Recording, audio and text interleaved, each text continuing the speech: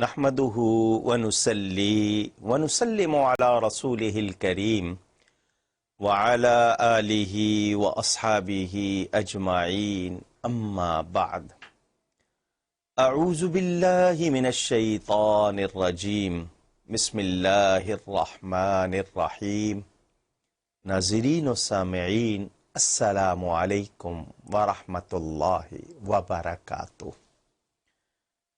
اللہ تعالیٰ کے سب سے پیارے اور آخری نبی میرے اور آپ کے پیارے نبی صلی اللہ علیہ وآلہ وسلم کے خلق عظیم کے حوالے سے کچھ باتیں میں آپ کو سنا رہا ہوں، تاکہ میں اور آپ کوشش کریں کہ ہم اپنے آپ کو ان اخلاق میں سے کچھ باتیں یعنی اپنا کر اپنے آپ کو اچھا کریں اور اللہ تعالی کی بارگاہ میں سرخرو ہوں۔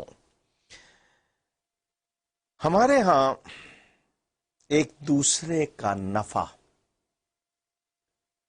ایک دوسرے کی بھلائی اب نہیں دیکھی جاتی۔ سیلفش ہونا یعنی خود غرض، میرا کام ہو جائے، میں کسی طرح پورا ہو جاؤں، دوسروں کے ساتھ جو ہوتا ہے ہوتا رہے۔ بے حسی کا تناسب بڑا نہیں بلکہ پورے بے حس ہو گئے، اور یہ بے حسی کا تناسب جس معاشرے میں بڑھ جاتا ہے اس کا اخلاقی دیوالیہ ہو جاتا ہے، پھر وہ لوگ عزت نہیں کروا پاتے۔ یہ جو ہم پر آج دنیا بھر میں جو بدسلوکی اور دوسری باتیں کا جو ہمیں سامنا ہے، یہ ہمارے اپنے اعمال ہیں۔ توبہ بھی نہیں کرتے، اصلاح بھی نہیں کرتے، یعنی اپنے آپ کو درست بھی نہیں کرتے۔ توجہ کیجئے گا، میری ذات سے کسی کو تکلیف پہنچے تو مجھے کیا کرنا چاہیے؟ معافی مانگنی چاہیے۔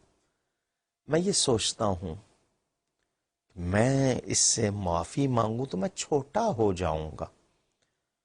آج اکیلے شخص سے یا دو آدمیوں کے سامنے معافی مانگنا برا لگتا ہے، کل قیامت کے دن بھری بزم میں رسوائی ہوئی تو کیا ہوگا؟ نہیں جی، میں کیوں معافی مانگوں؟ میں بڑا ہوں وہ مانگے، یا میں فلانا ہوں وہ مانگے، میں کیوں کروں؟ یہ ہمارے رویے ہیں جن سے آج ہم لوگوں نے اپنا سکون خود ہی ختم کر دیا ہے۔ نبی پاک صلی اللہ علیہ وآلہ وسلم کیا فرماتے ہیں؟ ذرا دھیان سے سنیے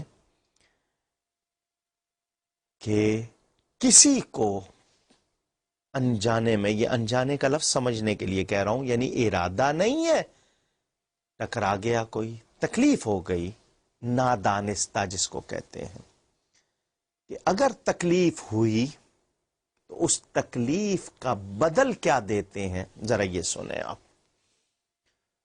ایک بندے کو تکلیف پہنچی، وہ راضی ہے، ناراض نہیں ہے، کوئی شکوہ بھی نہیں کر رہا ہے، محسوس بھی نہیں کر رہا ہے، مگر نبی پاک صلی اللہ علیہ وسلم کی تعلیم کیا ہے اخلاق کے حوالے سے؟ ذرا سنیے۔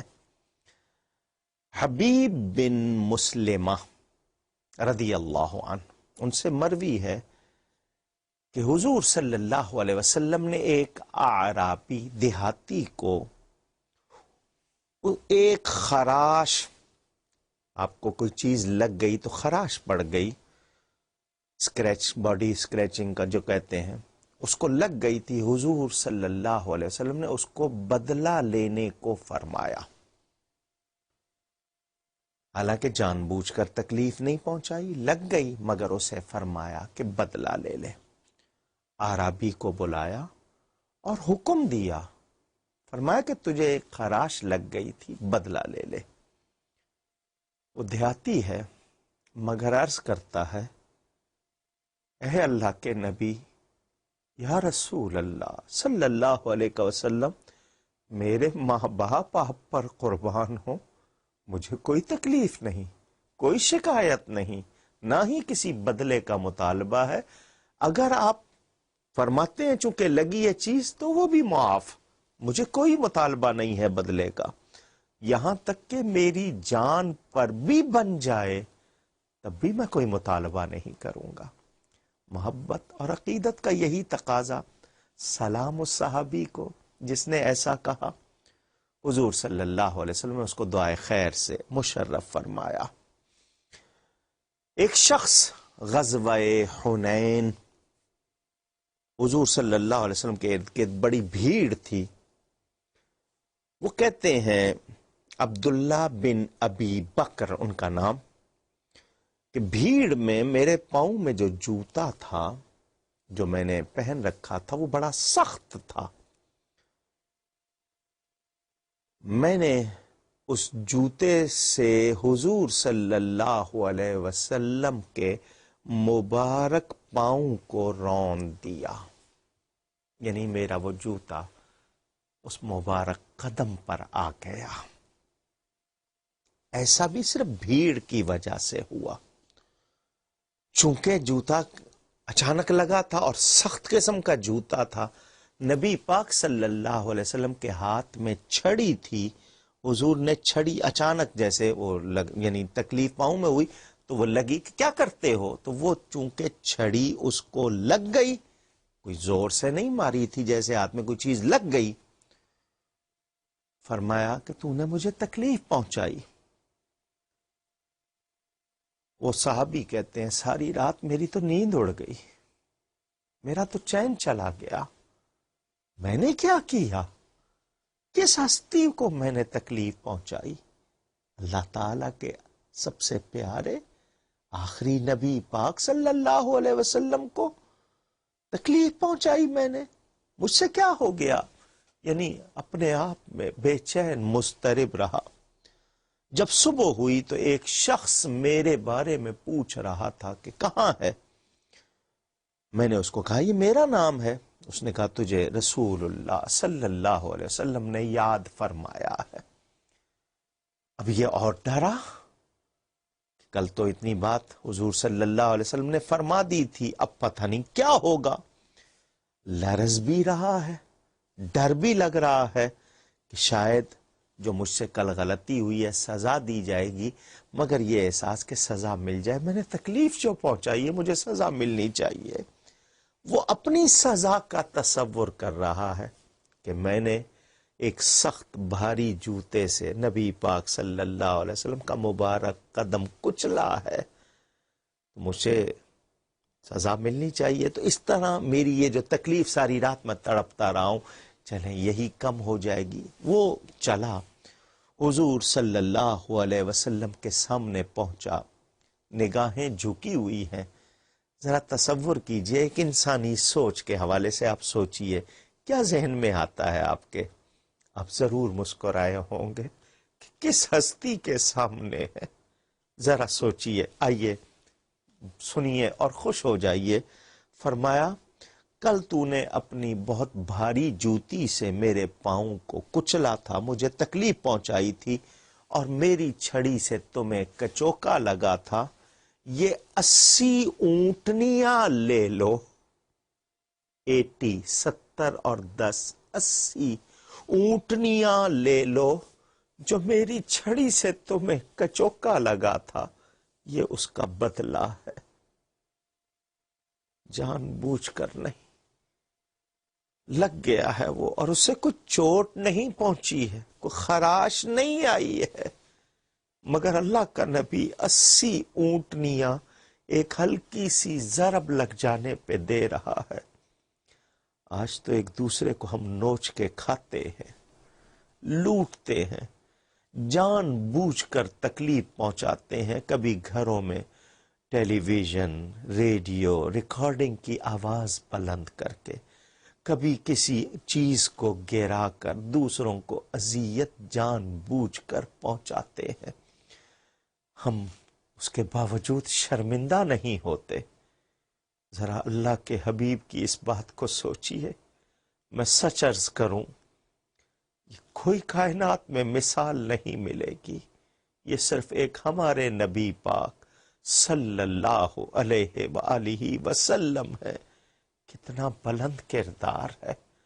میں نے آپ سے شروع میں کہا تھا، جس زاویے سے دیکھیں گے آپ ان کو، جس مقام پر دیکھیں گے، بحیثیت باپ دیکھیں گے ان کو، بحیثیت رضائی بھائی دیکھیں گے، محفل میں دیکھیں گے، تنہائی میں، وہ بے مثل نظر آئیں گے، بے مثال نظر آئیں گے۔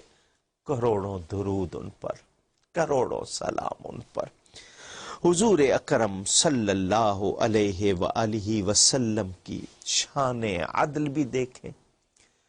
اچھا، گفتگو ہے، آنے والے دیہاتی ہیں، سارے ایک جیسے نہیں ہیں، ان میں کچھ دیہاتی ہیں، وہ شہری آداب یعنی سویلائزڈ نہیں، آج کی زبان میں کہا جائے، ان کا اپنا انداز ہے، مگر اللہ کے حبیب ان سے بھی اتنے پیار سے بات کرتے ہیں کہ وہ یہی کہتے ہیں کہ ان جیسا کوئی نہیں ہے، اور سچ کہتے ہیں، کوئی بھی ان جیسا نہیں، اللہ تعالی نے انہیں یکتا بنایا ہے۔ حضور اکرم صلی اللہ علیہ وآلہ وسلم، بڑا مشہور واقعہ ہے، غزوہ بدر میں کفار نے صف بندی کر لی تو حضور صلی اللہ علیہ وسلم نے بھی مجاہدین کو صفیں بنانے کا حکم دیا، معائنہ فرمایا۔ سواد، یہ صحابی کا نام ہے، وہ تھوڑا سا صف سے آگے نکلے ہوئے تھے، جو لائن تھی نا تھوڑا سا اس سے آگے تھے۔ حضور صلی اللہ علیہ وسلم کے ہاتھ میں جو چھڑی یا تیر تھا، ہلکا سا ان کو لگا کے کہا پیچھے ہو جاؤ، صف کو درست کرو۔ وہ پیچھے تو ہٹ گئے، مگر صحابی نے ساتھ ہی کہہ دیا، حضور آپ نے مجھے اس تیر سے، جو چھڑی سے پیچھے کیا ہے، مجھے درد ہو رہا ہے، میں قصاص کی التجا کرتا ہوں، بدلہ چاہتا ہوں۔ ایک صحابی کا بیان پہلے سنا، اب اس میں بھی ذرا سنیے، لازمی بات ہے، جس کسی نے سنا ہوگا غصہ آیا ہوگا، اس کی اتنی جرت، اتنی مجال کہ اللہ کے حبیب سے بدلہ چاہتا ہے، مگر اس نے کہا اللہ تعالیٰ نے آپ کو حق کے ساتھ مبعوث فرمایا ہے، عدل کے لیے۔ حضور صلی اللہ علیہ وسلم نے فرمایا بدلہ لے لو۔ اس نے کہا جی میرے شکم پر، پیٹ پر کپڑا نہیں تھا جہاں آپ نے تیر مارا۔ نبی پاک صلی اللہ علیہ وسلم کے صحابہ غصے میں آگ بگولا ہو رہے کہ یہ کیا کر رہا ہے، مگر نبی پاک نے کپڑا ہٹا دیا۔ جو ہی کپڑا ہٹایا فرمایا سواد بدلہ لے لے۔ وہ صحابی آگے بڑھے اور نبی پاک کے بدن کو چومنا اور اس سے لپٹنا شروع کر دیا۔ فرمایا یہ کیا کر رہے ہو؟ کہ حضور حالات آپ کے سامنے ہیں، ہو سکتا ہے مجھے شہادت مل جائے تو میں چاہتا ہوں میرا بدن آپ سے لگ جائے۔ صحابی کی عقیدت کو سلام، مگر مجھے اور آپ کو پیغام کیا مل رہا ہے؟ آپ چاہتے ہیں نا اداروں میں بہتری ہو، معاشرے میں ترقی ہو، تو سربراہ بھی اور کام کرنے والے بھی، ہم سب اپنی سوچ بدلیں، اپنے اخلاق اچھے کر لیں۔ دیکھیے پھر اس ملک کو کتنی ترقی ملتی ہے، ہمیں کتنی عزت ملتی ہے۔ گفتگو میں مجھ سے کہیں کوئی غلطی ہو گئی ہو